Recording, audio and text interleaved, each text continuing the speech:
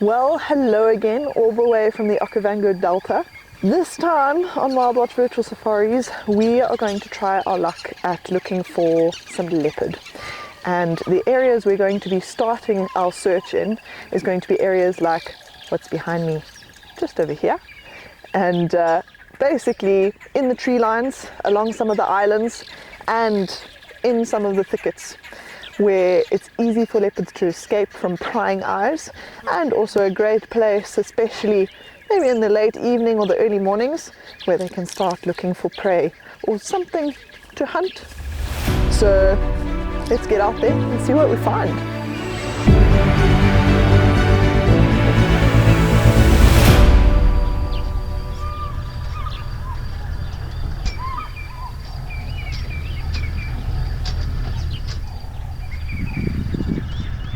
This time of year here in the Okavango Delta, it is very dry. The water is slowly trickling down, but during their wet season they didn't get a lot of rain, and even up as far north as Angola they really didn't get enough rain, and so the water levels at the moment are very, very low, and the water table here is very low. So if you look at the ground here, you'll see all these little dry snail shells, and what these snails actually are snails that used to live in the water. So where we are now currently, if I just pan out a little bit, is in the middle of a floodplain. So this all used to be filled with water, if you can imagine it. And so these little snails, because it dried up, have now unfortunately died. And so this floodplain is littered with all of these white shells. But we're hoping that within the next few weeks, the water will slowly make its way down this side. And then we'll see a completely different side of the Okavango Delta.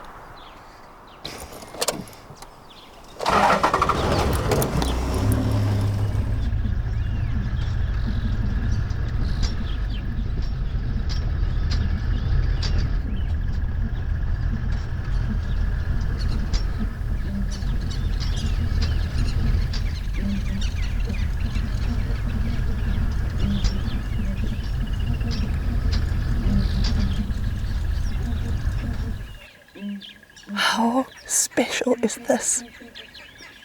So I know to some people this may seem like just a very big bird, but what you're actually seeing here is a southern ground hornbill.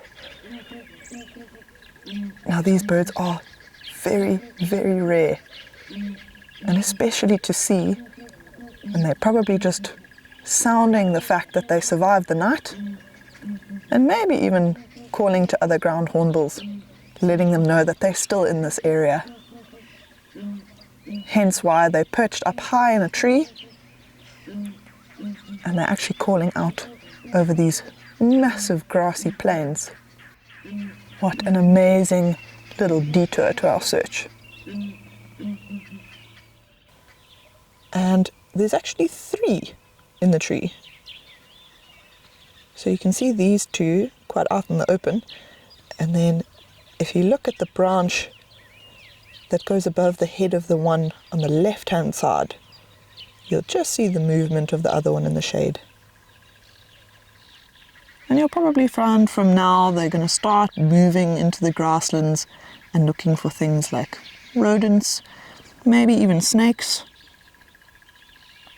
And they're going to start foraging during the heat of the day when their prey becomes more active.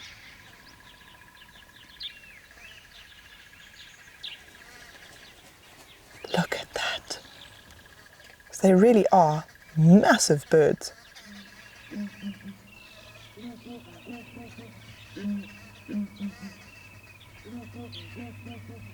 But I think what we're going to do is leave these hornbills be and continue on.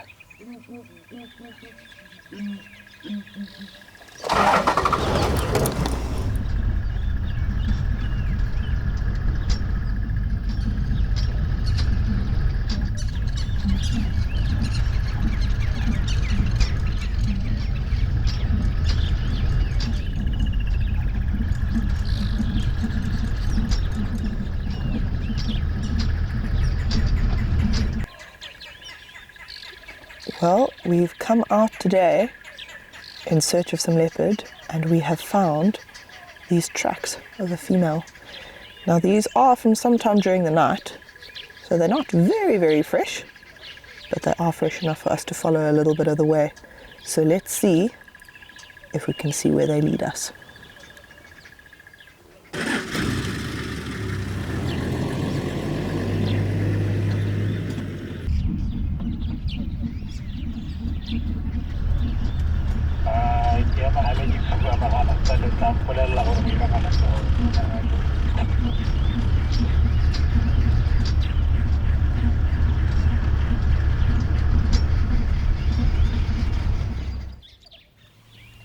What luck! This is incredible!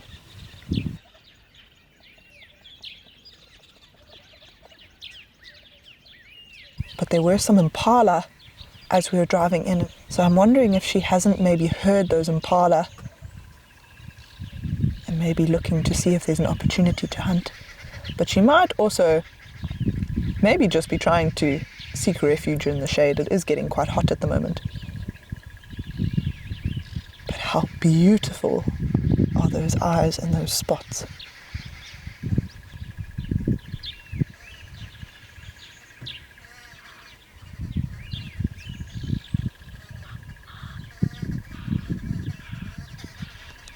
Oh, here she comes, here she comes.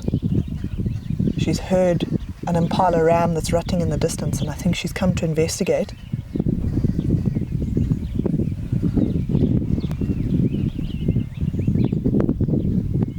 Look at how she uses these bushes for cover.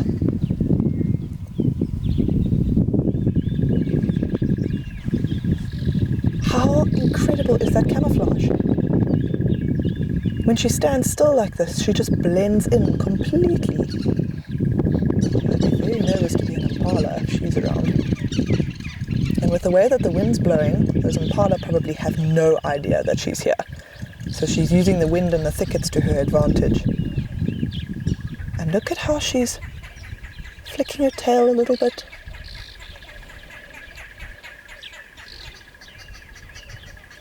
Slinking away. But let's see if we can keep up with her. You might also find that with these impala being around, she wants to be completely undetected. So she might also try and go away from the vehicle a little bit. Oh, Barden's just spotted her. She's just stopped in amongst the thickets. So you can just make out her spots in amongst the leaves there. And it is quite tricky. She's almost scoping out her different options. It actually looks like she's stalking a little bit already. So I don't know how close those impala are. They were very close when we first arrived. And when we saw the impala, we weren't exactly sure where she was. So there's a good chance they also have no idea. And I can't see the impala right now, but she clearly can. Look at how focused she is. She's listening intently. And the leaves are quite loud around her as well, so she's going to want to try and listen very, very carefully so that she doesn't make a wrong move. Because who knows how long it's been since she last ate. So there's also the possibility that she hasn't eaten in quite a long time. So the last thing that she needs is to mess up another hunt. So we're going to give her a little bit of space and let's see what she does next.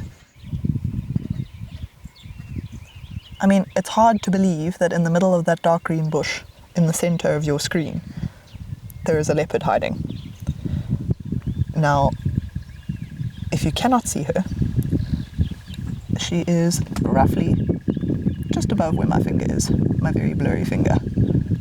So that little patch of yellow in amongst the green. And what she's doing right now is actually using these thickets to her advantage. They're hiding her nicely. And if you watch the direction of the leaves that are blowing in the wind, and the direction she's looking in, the wind is actually blowing across between her and the impala. So those impala won't pick up her smell.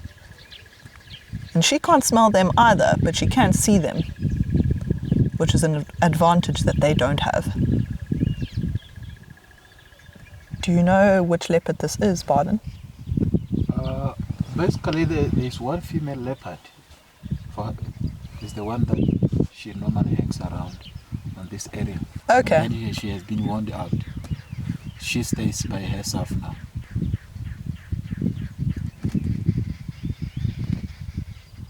So it could be a little while before she does anything or makes a move. She wants to make sure that if she is going to make a move, she's got to make every step count. But we're going to stick with her for a while and see what she does.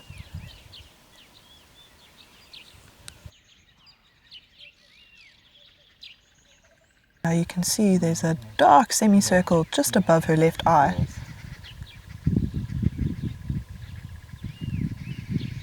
And it looks like an old scar, so that'll help us identify this leopard in the future if we do come across her again. But look at how she's laying down in the grass. I mean, if you were an impala or anything walking past here, you would not be able to see that. And also because a lot of animals don't see in the same color spectrum that us humans do, or actually primates in general.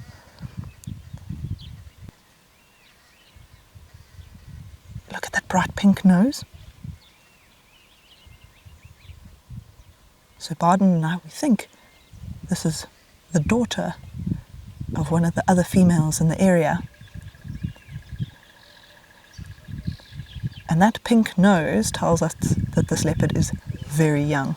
So Barden estimates she's only about maybe between 2 and 3 years old, which means it's not that long ago since she left mum. And what that also means is that she's not such an experienced hunter. So you might find that she doesn't really know exactly what she's doing. She obviously knows how to hunt, she knows how to sustain herself. Otherwise, she wouldn't be here now. And in fact, she probably wouldn't have survived this far. However, it does mean that she hasn't refined those skills yet, so she's more prone to making mistakes when hunting, and that's maybe why it's taking her a little bit longer to make decisions and to figure out exactly what she wants to do and whether she does want to hunt those impala. Because if you watch her now, she's closing her eyes every now and then, she is moving her ears, she's kind of dropping her head, but every so often she takes a look at those impala. So she hasn't given up. Her best bet is to just be patient. And so will we.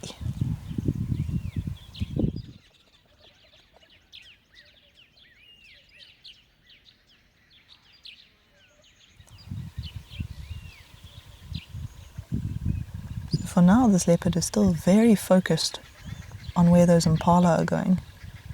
You can see she's still hidden in the bushes, but she's going to get hot there very soon, so she may move at least to some shade, but she needs to also be wary of which shade she picks and how she gets there, because there is a bit of an open gap that she has to cross first to get to the next patch.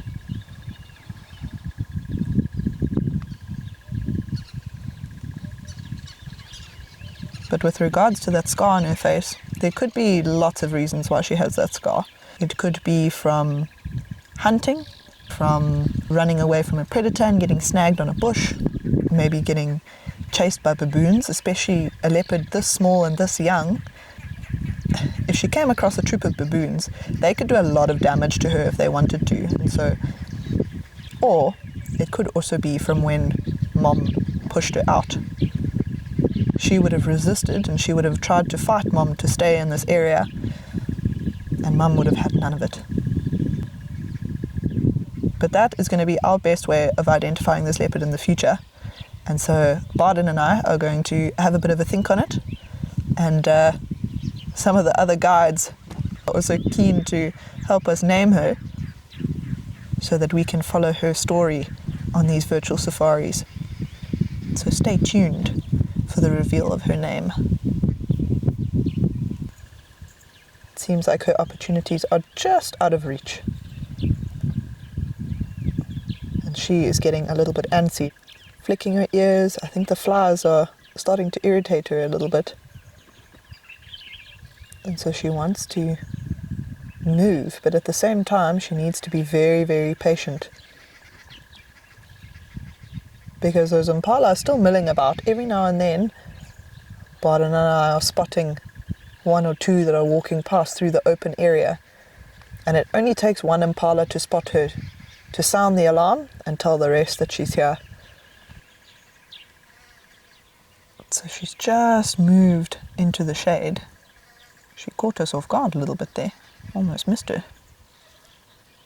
Now you can just see her ears poking out over the top of the bush. That's it. She's now actually a little bit more in the open, but I think because of the shade and that dappled sunlight over her coat, it means the trick of the light is on her side. She's on a bit of a downward facing slope. So for the moment, she's able to look over the top of the slope and just keep those impala a little bit above eye level with her. But so far, if you look at her posture, she's just relaxing a little bit while she can.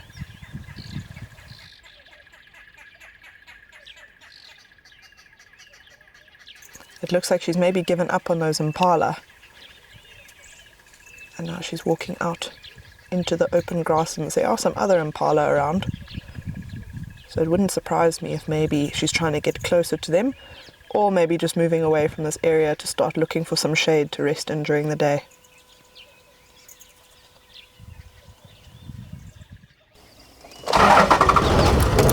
So it looks like this leopard has given up on those impala we saw earlier, but she is actually moving around in the open grasslands, and it looks like she's starting to slink off in towards some thickets and some tall trees, and she's using the long grass to get there.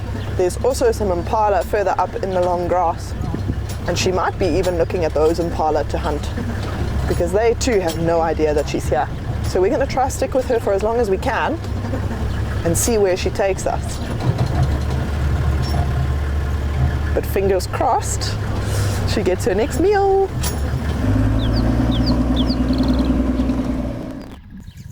So it's really tricky to see her right now, but she's just laying down on the edge of the shade in the long grass. And it's a good spot for her. There's not as many bushes as where she was earlier, but the long grass is going to hide her just as well. So we'll stick with her for a little bit longer and see what she does. But she may very well just lie here in the shade for as long as she can.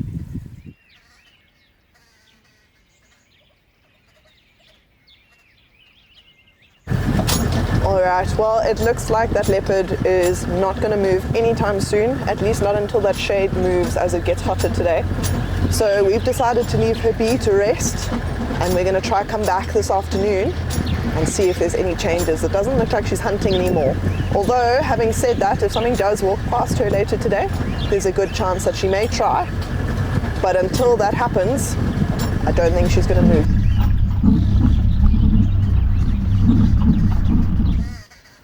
Well, it looks like this time that leopard went empty-handed, but you never know, maybe the next time we catch up with her we'll be able to see if she succeeds, but I guess only time will tell.